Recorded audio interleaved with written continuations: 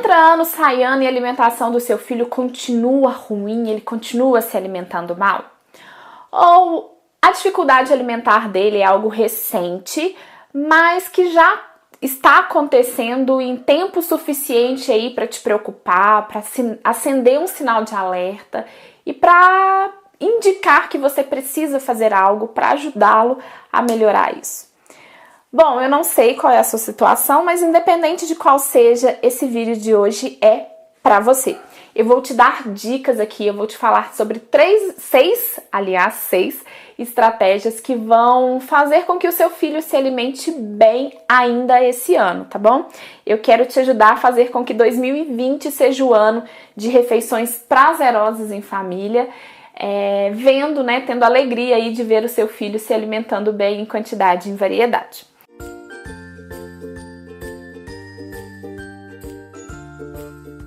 Mais rapidamente, deixa eu me apresentar, caso seja a sua primeira vez aqui. Eu sou Milena Henrique, sou nutricionista materno-infantil e idealizadora do projeto Bebê Bom de Garfo. Tenho a satisfação diária de ver duas crianças que comem muito bem e com muito prazer nisso, que são os meus filhos, Arthur e Heitor. E além disso, tenho a alegria de poder participar, aí eu falo que é uma honra, poder participar desse momento de uma construção aí, de uma boa alimentação. E muitas famílias pelo Brasil, por causa do projeto, né? Nossa comunidade cada dia está ficando maior, graças a Deus. E tanto no curso do Bebê Bom de Garfo, quanto no curso do Tripé da Boa Nutrição Infantil, eu tenho ajudado muita gente e foi por isso que eu fiz esse canal aqui, para trazer muitos conteúdos de qualidade. Semanalmente tem vídeo sendo postado aqui que vai te ajudar. Então, caso ainda não seja inscrito, se inscreva, ativa a notificação, que toda semana eu vou postar algo que vai te ajudar aí nesse processo, tá bom? Então, vamos lá. Primeira coisa para mudar a alimentação do seu filho de uma vez por todas: tire o foco da alimentação dele. Como assim, Milene? Meu filho tem dificuldade alimentar, eu não consigo garantir que ele coma bem, eu não vou me preocupar com isso, eu não vou colocar atenção nisso? Então, é isso mesmo. Eu sou mãe, eu sei da dificuldade da gente manter a calma diante de situações que são preocupantes. E não é isso que eu quero dizer, né? A preocupação, ela é real, e você precisa preocupar com isso, de fato, né? Mas você precisa tomar um pouquinho de cuidado com relação à energia que coloca nisso, especialmente nos momentos de refeição. Gente, sob pressão, ninguém come e as crianças também não. A gente precisa garantir que elas tenham um ambiente acolhedor, alegre, favorável para uma alimentação adequada. Se o clima for ruim, for de tensão, for de pressão, o seu filho não vai, de fato, comer. Então, mantenha a calma na medida do possível e favoreça que ele tenha um ambiente agradável, porque isso já vai melhorar a relação dele com o alimento. A segunda dica é: não permita que o seu filho belisque entre as refeições. O que é isso? Não permitir que ele coma algo fora dos momentos das refeições. Tem vídeo aqui, tem post no Insta, já falei bastante também nas lives. Quem me acompanha aí sabe que existe uma divisão de responsabilidade e cabe a nós, cuidadores, determinar o momento em que nossos filhos vão comer.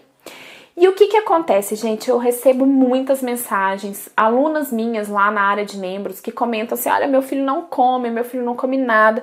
E aí, quando eu vou ver a rotina alimentar dessa criança, é uma criança que tem acesso a alimentos nos momentos inadequados. E aí, na hora que chega no momento da refeição, essa criança não tem fome, ela não tem apetite. Gente, criança não come por gula. A criança, ela come se ela precisa comer, né? Então, se ela chega no momento da refeição sem fome, ela não vai comer, tá? Mesmo que seja algo que ela goste, porque às vezes os pais ficam desesperados: meu filho não come nem aquilo que todas as crianças comem. Mas, gente, se você não der a oportunidade para ele ter fome, ele não vai comer. Diferentemente de nós adultos que estamos satisfeitos, mas é só um docinho, é algo que eu gosto muito, então cabe mais. A criança não funciona dessa forma. Então, oferecer os alimentos no momento adequado é a forma de você garantir que ele vai chegar no momento da refeição com apetite para comer aquilo que está sendo oferecido. E com isso, ele vai se sentir estimulado para comer, mesmo que seja um alimento novo, que seja algo que ele não goste tanto. Enfim, se ele tiver com fome, maiores as chances dele aceitar, tá? E aí, quando eu falo de não permitir beliscar, é nada mesmo, gente, nem mesmo as frutas, porque às vezes os pais falam assim, meu filho não come direito arroz com feijão, mas come muita fruta. E aí, na expectativa de manter o filho bem nutrido, né, para fazer com que a criança não fique com fome, os pais permitem que a criança coma fruta o dia inteiro. E aí, quando chega no momento da refeição, não tem fome mesmo, e aí não consegue comer o arroz com feijão. Então, permita que o seu filho vá com fome para a refeição, para melhorar a chance dele aceitar aquilo, tá? Por isso, não permita que ele belisque nos intervalos. A terceira dica, gente, é não aumentar a densidade energética dos alimentos. O que isso significa? Densidade energética é a quantidade de calorias que a gente coloca naquele determinado volume, naquela determinada quantidade de alimentos. E aí, gente, quando a criança tem muitas calorias num volume pequeno, ela vai se sentir satisfeita mais rápido e vai acabar comendo menos. E aí dá aquela sensação nos pais de que a criança não está comendo direito. Mas, na verdade, ela está tendo toda a sua demanda de energia suprida, só que com alimentos em pequenos volumes, né, que conseguem fornecer tudo aquilo. Vou dar um exemplo. Mamadeira, gente. Mamadeira é a campeã para poder fazer isso. Porque, às vezes, né, assim, a criança toma 200 ml de leite, mas naquele 200 ml de leite tem calorias de um almoço, de uma refeição. E aí os pais desesperam, né? Nossa, mas ele só tomou uma mamadeira e não conseguiu comer mais. Mas de fato ele não conseguiu comer, né? Lembra que eu acabei de falar, né? Que a criança não come por gula? Não conseguiu comer porque ela não teve fome. O apetite não foi direcionado para esse momento. E aí, gente, além da mamadeira, os industrializados também, assim, são recordes aí dos acompanhamentos que eu faço e de crianças que têm acesso a alimentos com alta densidade energética. Por quê? Porque os industrializados têm muito açúcar, muita gordura num pequeno volume. Então a criança, às vezes, né, o pai fala assim, mas ele comeu só um bolinho, ele comeu só um pouquinho de biscoito, mas isso já tem caloria suficiente para a criança não ter apetite mais. Especialmente aquelas crianças que têm uma saciedade precoce, que se sentem satisfeitas de forma mais rápida, que tem menos fome, que tem menos apetite, vamos dizer assim. E aí, né, tô falando aqui dos industrializados, que não deveriam ser usados usualmente, né, que deveria ser oferecido aí somente nas exceções. E da mamadeira, porque, né, são as situações que eu mais acompanho, mas existem outras coisas que também aumentam a densidade energética que a gente nem tem noção. Olha só, gente, óleo, a quantidade de óleo que você coloca na comida pode impactar nisso também. Porque se tiver muito óleo, a criança vai ter muitas calorias naquele alimento. Então, comeu só 2 colherzinhas, mas tinha muito óleo. O óleo é muito calórico. E com isso a criança não vai ter fome para comer mais, para seguir comendo durante aquela refeição. Azeite, né? Azeite é uma ótima forma de a gente aumentar a quantidade de calorias que a criança está recebendo, mas se a gente colocar em excesso, essa criança pode ficar sem fome simplesmente por ter comido azeite. Castanhas, aveia, então assim, tudo isso são alimentos saudáveis que devem fazer parte da rotina de uma criança, mas que aumentam a densidade energética. Então, se o seu filho tem pouca fome, presta atenção, porque pode ser até mesmo esses saudáveis, esses recomendados, que estão causando aí essa dificuldade. Bom, a quarta dica, gente, parece muito óbvia, mas o óbvio precisa ser dito, que é, se você quer que o seu filho alimente com alimentos novos, ofereça alimentos novos para o seu filho. Parece óbvio, mas não é, gente. Sabe por quê? Porque é muito comum os pais pensarem assim, ele não vai aceitar mesmo, ele não vai comer, para que eu vou dar? E aí acaba limitando a refeição dessa criança naqueles poucos alimentos que essa criança aceita. Gente, não faça isso. Permita que seu filho tenha variedades de cores, de sabores, de texturas. Permita que ele tenha oportunidade de experimentar. Somente assim você pode se surpreender, né? Se você não oferecer, de fato, ele não vai aceitar. As crianças passam por fases, assim como nós passamos, então pode ter um momento no qual ele vai preferir um alimento e não significa, né, que aquele outro que não foi a preferência naquele momento, ele não vai conseguir comer depois. Existem muitas coisas na internet falando, tem que oferecer 12 vezes, 17 vezes, 20 vezes para falar que a criança não gosta. Gente, não existe um número mágico. Mas, de fato, você tem que expor o seu filho muitas vezes ao mesmo alimento para garantir que ele não goste. E mesmo assim, gente, depois de expor muitas vezes, essa criança pode, num determinado momento, começar a comer, porque antes ela não gostava e agora ela gosta. Eu tenho certeza que todos vocês têm exemplos de coisas que não gostaram e que passaram a gostar. Então, deixe que o seu filho tenha essa oportunidade. E ele só vai ter essa oportunidade se você, de fato, oferecer. Se você, de fato, colocar ali no prato dele, tá bom? A quinta dica é algo que eu falo muito. Eu falo assim, no curso do Bebê Bom de Garfo, no tripé da Boa Nutrição Infantil, eu falo nas minhas lives, eu falo nos posts, eu falo aqui no YouTube. Quem me acompanha há mais tempo sabe que eu defendo muito envolver a criança no preparo dos alimentos.